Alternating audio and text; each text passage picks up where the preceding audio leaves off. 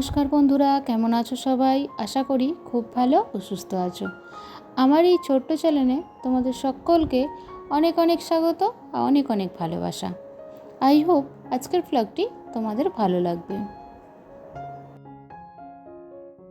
আজ মঙ্গলবার আর এখন প্রায় 7টা মতো বাজে। তোমাদের দাদাভাই ডিউটি চলে গেছে আর আমি বাইরের একটুখানি টুকটাক কাজগুলো সেরে এখন এসেছি এই যে ঘরটা পরিষ্কার করতে। আর দেখো প্রচণ্ড, আজকে কালকে বৃষ্টি হয়েছে কেউ বলবে, আজকে প্রচণ্ড তাপ। চাদরটাও তোলা হয়নি, তাই ভাবলাম চলো আজকে যখন তুলবো তাহলে একটু খাটটা একবার ছেড়েই নিই। আর এবার তো গরম পড়ছে, তো এসিটাও করতে হবে, চালাতে হবে, তাই এসিটার ওপর থেকে কাপড়টা সরিয়ে দিয়ে আজকে এসিটাও পরিষ্কার করে নেবো, নিয়ে তারপর তো এবার চালাতে হবে, সেই জন্য তার তোড়জোড়ও শুরু করতে হবে। আর কালকে যখন আসছিলাম জানো তো, ভেবেছিলাম, আগের দিন তো বলেইছিলাম কালীঘাট যাব, তো যাওয়া হয়নি বলে কালকে বলেছিলাম জাস্ট এসপ্ল্যানেড অবধি আমরা যাব হাওড়া থেকে। তো সেটাও হলো না, হঠাৎ দেখলাম হাওড়া স্টেশনে বৃষ্টি, আর আমাদের এই দিকটা তো প্রচণ্ড লেট করে ট্রেনগুলো, সেই জন্য আমি বললাম না থাক, বৃষ্টি পড়ছে যখন তখন তাহলে লেটও করবে, আবার ট্রেনও পাবো না, কোনো তো ঠিক ঠিকানা নেই এদিকে ট্রেনে, সেই জন্য বললাম চলো বাড়ি চলে যাই। ভাগ্যিস এসেছিলাম জানো, রাস্তায় এসে আর স্টেশন থেকে আর বাড়ি আসার কোনো টোটো নেই, যদিও বা একটু বৃষ্টি কমলো, টোটোর মধ্যে উঠলাম, এসে আর্ধেক রাস্তায় দেখলাম ল্যাম্পপোস্ট পড়ে গেছে, গাছ পড়ে গেছে, সেই জন্য আর টোটোওয়ালা এলো না। আবার বাকি রাস্তা ওই অন্ধকারের মধ্যে হেঁটে হেঁটে এলাম। মাঝে মধ্যে তো রাস্তায় খানাখন্দ আছে, সেখানে জলও জমে গেছিলো, তো যাই হোক যা হোক করে এলাম। বাইরে থাকলে আমাদের অনেক টেনশান থাকে কী করে বাড়ি যাব, কিন্তু বাড়ির মধ্যে থাকলে অতটা সেই টেনশানটা হয় না যে কি বৃষ্টি হচ্ছে বা কী করব না করব, এই টেনশানগুলো হয় না। সেই জন্য বাড়ি এসে কালকে নিশ্চিন্ত হলাম যে না ঠিক আছে, বাড়ি তো এসে গেছি, আবার কি। তো যাই হোক দেখো, এখন আমি বালিশের ওয়ারগুলো পরিয়ে নিচ্ছি, আর আমি আজকে আমার ম্যাট্রেসটাও ক্লিনার দিয়ে ক্লিন করে নিলাম, কারণ মাঝে সাঝে ক্লিনার দিয়ে ক্লিনটা করলে না বেশ ভালো হয় জানো তো, তাতে বেশি ধুলোটা থাকে না। কারণ দেখবে বিছানাতেই যেন মনে হয় বেশি ধুলো, যদিও আমি বেশি বসি না বিছানাটায়, তবুও যেন মনে হয় বিছানাতেই আমার বেশি ধুলো আছে। আর ওনারাও ওখান থেকে যিনি দিতে এসেছিলেন মাঝে মধ্যে খোঁজ নেন, বলেন না চালিয়ে রাখতে। আর যেহেতু কালকে বৃষ্টি হয়েছে আমি ছিলাম না, তাই পাপোশগুলোকে না একটুখানি আমি রোদে দিয়ে নিচ্ছি এখন, কারণ দেখবে অনেক সময় ভিজে গেলে একটু কেমন হয়ে যায় স্যাঁতস্যাঁতে টাইপের, সেই জন্য একটু দিয়ে দিচ্ছি, যদিও শুকিয়ে গেছে তবুও এখন দিয়ে রাখলাম।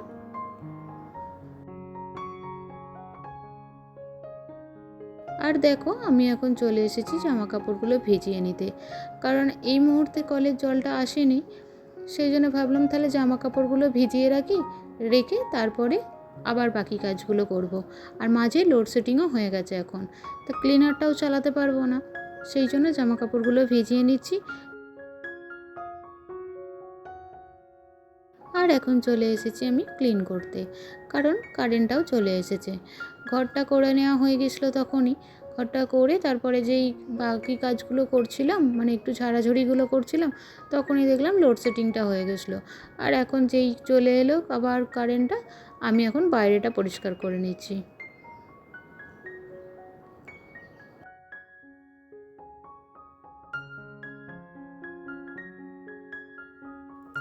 আজকে যেহেতু রান্নার আমার তাড়া নেই, সেই জন্য আমি ভাবলাম না ভালো করে পরিষ্কারটা করে নিই, কারণ দেখবে রোজ থাকলে আমাদের এত পরিষ্কার করতে হয় না, এত ধুলো ময়লাও বেরো হয় না, কিন্তু একদিন যদি আমরা বাড়িতে না থাকি যেন বেশি অপরিষ্কার হয়ে যায়। আর তার মধ্যে কালকে ঝড় হয়েছিল, সেই জন্য আরও বেশি অপরিষ্কার হয়ে আছে।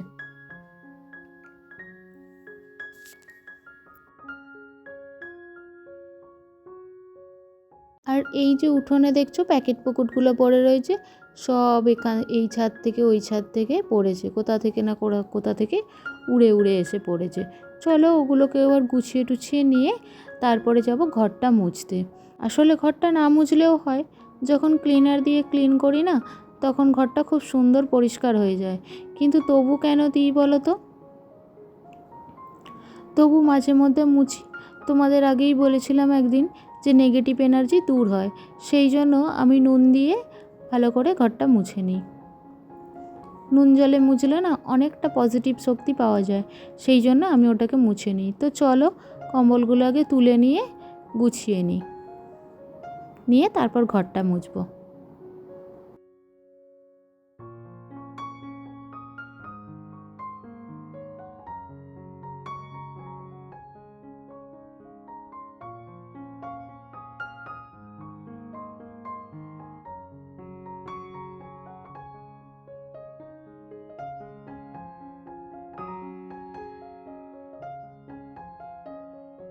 আর জানো তো, এই নুন জলে ঘরটা মুছলে আর একটা জিনিসও হয়, সেটা হচ্ছে ঘরে পিঁপড়ে আসে না একদম। এই গ্রীষ্মকালে যদি প্রত্যেক দিন মুছতে পারো তাহলে একদমই পিঁপড়ে আসবে না। তো চলো, কথা বলতে বলতে আমার ঘরটাও মোছা হয়ে গেল। তবে একটা কথা বলা হয়নি, মাঝে কিন্তু আমার জামা কাপড়গুলো কাচা হয়ে গেছিলো। তাই যেহেতু আমি ঘরটা শুকিয়ে গেলে তাড়াতাড়ি ভালো হয়, সেই জন্য আমি ঘরটাকে আগে মুছে নিলাম। নিয়েই এখন পাপোশগুলোকে পেরে চলো এবার জামা কাপড়গুলো শুকুর দিয়ে দিই। নেতাটা জানো তো, আগে আমি বাইরে শুকুর দিতাম, কিন্তু তারপরে দেখলাম প্রবলেম হচ্ছে, সেই জন্য আর শুকনো রাখি না, ওই ভিজেই রেখে দিই। আর এখন আমি এই জামা কাপড়গুলো শুকুর দিয়ে স্নানে চলে যাব।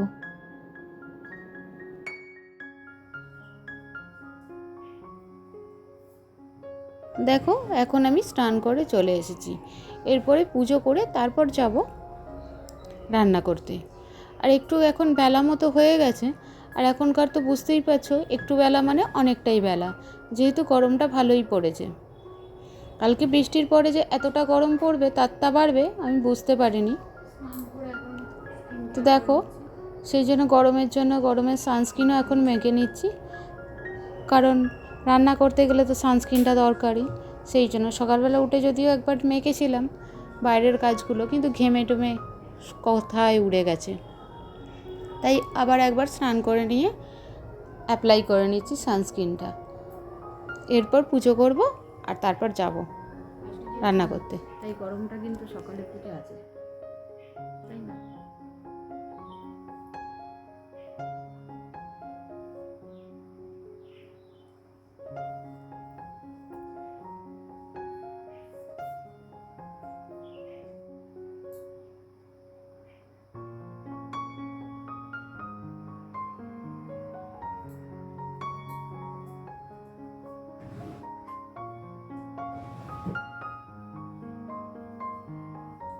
তো চলো এখন আমি পুজো করে এবার রান্না বসাতে যাই।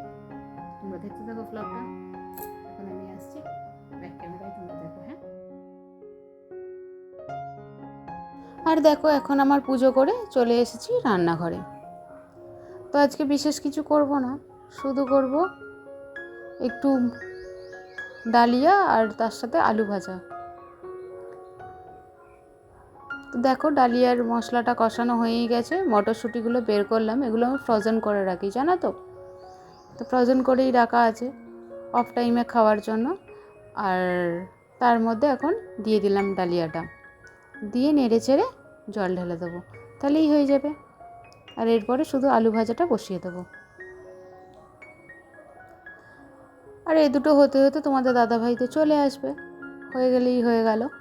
কারণ তার আগে যদিও ওটা হয়ে ঠান্ডা হয়ে যাবে তবুও। আর দেখো এখন আমার হয়ে গেছে ডালিয়াটা, শুধু আদা আর জিরে বাটা দিয়ে করেছি, একটু টমেটো নুন লঙ্কা, ব্যাস, আর কিছু না। আর এটা করতে বেশিক্ষণ টাইমও লাগে না জানো তো, তাড়াতাড়ি হয়ে যায়, যেহেতু আজকে নিরামিষ সেই জন্য এটা করে রাখলাম।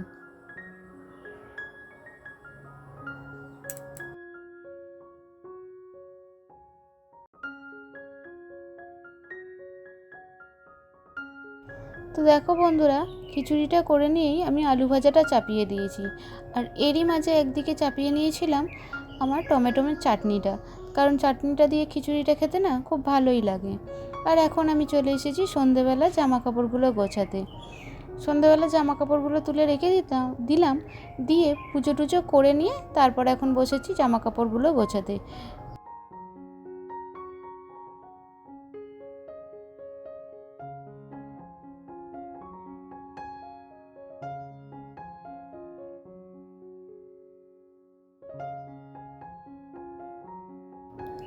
তো বন্ধুরা, আজকে এইটুকুনি আমার বকবক। তোমরা ভালো থেকো, সুস্থ থেকো, আর আমার একটা পরের ব্লগের জন্য অপেক্ষা করো। তো আজ আসি, টাটা। আর যদি তোমাদের এই ব্লগটি ভালো লেগে থাকে তাহলে একটা লাইক, কমেন্ট ও শেয়ার করে দিও। সাবস্ক্রাইব করতে যেন ভুলো না।